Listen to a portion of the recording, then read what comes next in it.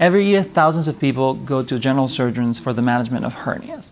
Hernias, in its most simple way, are defects in the abdominal wall. So one of the layers that helps keep the organs and the intestines inside the body may have a hole, and this hole gets bigger over time.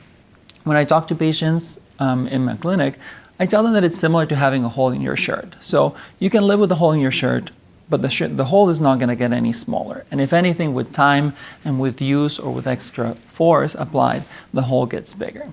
So much like we do for shirts or for other pieces of clothing, the type of repair that needs to be done is something that's closing that area and putting some sort of patch. And for us, for general surgeons, that's mesh.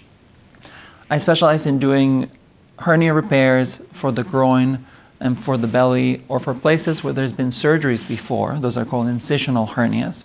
And we do this typically in a minimally invasive way, or also robotically. And there are also cases where we do an open surgery, which is a traditional surgery with a little bit bigger incision.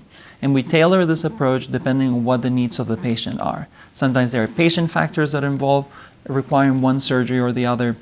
Sometimes there are characteristics of the hernia or prior surgical history that tell us that we need to do one repair or another. We've seen so many people in our clinic that come in with a painful hernia, a painful bulge, undergo a surgery, and then within a week or 2 weeks, they're back to their normal activities and they can do things that they weren't able to do before.